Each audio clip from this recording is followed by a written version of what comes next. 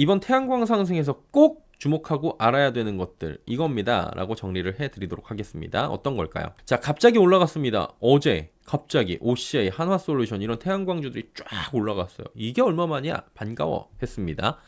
트럼프 행정부 정책 우선순위에서 친환경 에너지는 좀 떨어진다라는 평가에 풍력, 태양광, 2차전지 이런 애들이 고전을 하고 있었고, 특히나 풍력이 가장 큰 고전, 태양광은 이미 깔아놓은 게 많아가지고 어쩔 수 없이 할 거야 라는 얘기들은 나왔지만 그래도 태양광도 밀리고 있었고, 2차 전지도 마찬가지예요.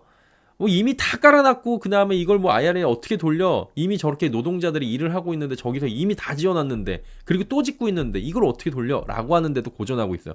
그 태양광이나 2차 전지가 조금 비슷한 분위기였고 2차 전지가 좀 더 힘들죠.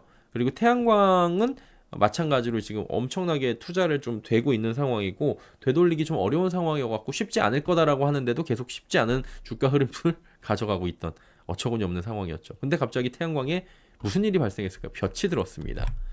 관세 이슈가 발생한 건데요. 역시나 관세 이슈입니다. 국내 태양광 업계의 주력 생산품 중에 하나가 이 폴리실리콘 또 웨이퍼가 있는데 미국 상호관세 면세 품목에 포함된 것으로 확인이 됐다라는 소식이 어제 전해지면서 쫙 갑니다. 구체적으로는 태양광의 쌀알이라고 불리는 기초 소재입니다. 폴리실리콘 웨이퍼. 이게 이제 희귀광물, 백신용 화학 소재 등 미국 정부가 직접 발표한 1039개 관세 면제 품목에 들어갔다라는 겁니다. 오, 들어갔네? 근데 얼마 전에 제가 요거 전해드리면서 반도체, 아니, 태양광 웨이퍼라고 해가지고 제가 읽어드린 적은 있었던 걸로 저도 기억을 하는데, 그때 저도 그게 메인이 아니어가지고 그냥 읽어드리고 넘어갔던 기억이 나거든요. 요번에 구체적으로 어떻게 바뀌었는지 면제되는 애들 나왔었잖아요. 근데 진짜로 이제 구체적으로 보니까 폴리실리콘이나 웨이퍼가 있더라라는 얘기가 나온 거예요.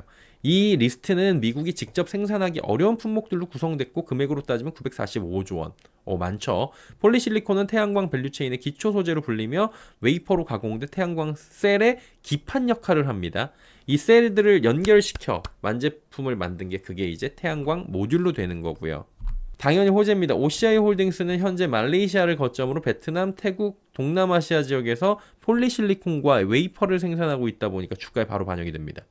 동남아 생산 공장은 미국 수출을 겨냥한 전략적 거점으로 운영해 온 만큼 얼마 전 베트남, 말레이시아, 태국 얘네들이 좀 세게 맞았잖아요. 1대1로 하는 애들이 좀 세게 맞았어요, 관세를. 얘네들을 지금 예고하니까 완전히 뼈 아팠죠. 왜냐면 여기서 이제 운영이 되니까. 근데 요쪽에서 이제 중국을 제외하고 관세를 유예해준다. 일시적으로라도 일시 유예나 아니면 면제 품목에 들어가는 게 이제 실리콘 웨이퍼 전격적으로 포함이 됐습니다. 그래서 OCI 홀딩스는 관세 리스크를 좀 피해갈 것이다라는 전망이 어제 나온 거예요. 그래서 올라간 겁니다. 특히 이 중국산 태양광 제품은 반덤핑 관세, 상계 관세로 별도 관리되면서 관세 폭탄을 또 맞아요. 미국에서. 그래갖고 가격차별화까지 이제 확실히 나타날 수 있다라는 수준이 지금 넘어섰다. 조금 더 지켜봐야 되는 부분도 있습니다. 왜냐면은 미국 정부의 관세 면제 품목에 실리콘과 웨이퍼가 전격적으로 포함되면서 피해갈 전망이라고 말씀드렸잖아요.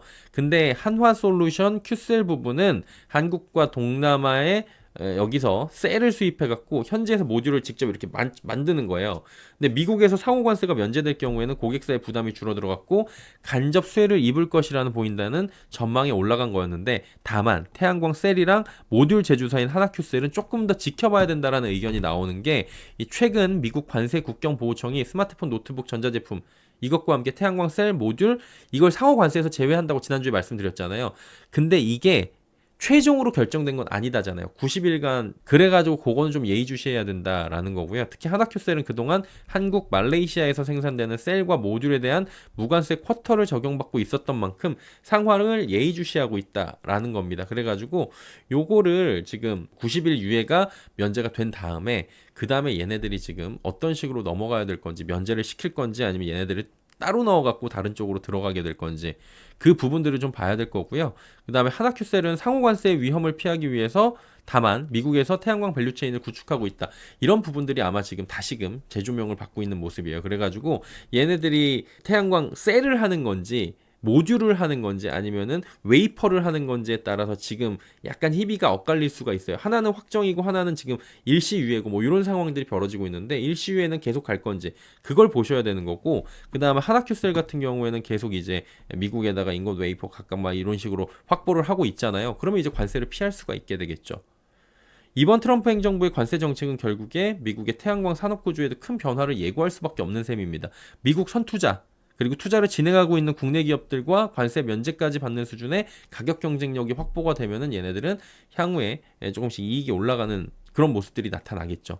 중국은 어때요? 정반대의 상황입니다. 관세 맞고 비관세 맞고. 그럼 원재료부터 모듈까지 태양광 공급망에서 탈중국화 기조가 어떻게 됩니까? 강화될 것으로 우리는 예상을 해볼 수가 있는 거죠. 그러면 여기서 반사 이익이 조금 이제 예상이 될 수 있는 품목이다라는 얘기가 당연히 나오는 거고요. 특히 무관세 품목 확대는 가격 안정성이나 공급 다변화를 동시에 만들어줄 수 있는 수단이 될 것이다. 이런 전망들이 나오고 있고. 나아가서 트럼프 대통령이 평소에 전 이게 좀 중요하다고 생각하는데 평소에 부정적 인식을 드러냈던 태양광 산업이었잖아요. 근데 물론 이제 태양광을 최우선으로 부정적으로 보진 않았지만 이 친환경 자체를 이렇게 긍정적으로 본 적이 없습니다. 지금 전통에너지를 서명을 행정명령까지 한 상황이기 때문에 근데 인식이 좋지 않았던 태양광 산업 관련 제품들도 관세 면제 품목에 포함됐다라는 건 의미가 있다라고 시장에서 이미 나왔어요. 이게 태양광 산업이 미국에 필요하다는 걸 드러냈다는 해석이 나왔다는 분석들이고요. 즉 필요하다면 언제든 산업적인 제도 변화를 가져올 수 있다라는 의미로 좀 해석을 하는 것 같고 관세 면제와 반사이익 등이 적극적으로 반영되는 기대감이 조금씩 나오고 있었어요. 얘네들이.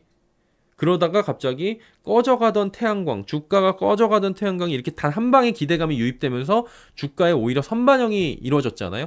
이런 것들은 앞으로 비슷한 업종에 있는 그러니까 꼭 태양광이 아니더라도 비슷한 상황에 있었던 이 업종들이 언제든 태양광처럼 갑자기 기대감이 올라오고 무언가가 터지면 수급이 들어와가지고 쭉 올라갈 수 있다라는 관심을 가져볼 필요가 있다라는 거를 보여주는 함의가 있지 않을까라고 말씀을 드리면서 정리하도록 하겠습니다.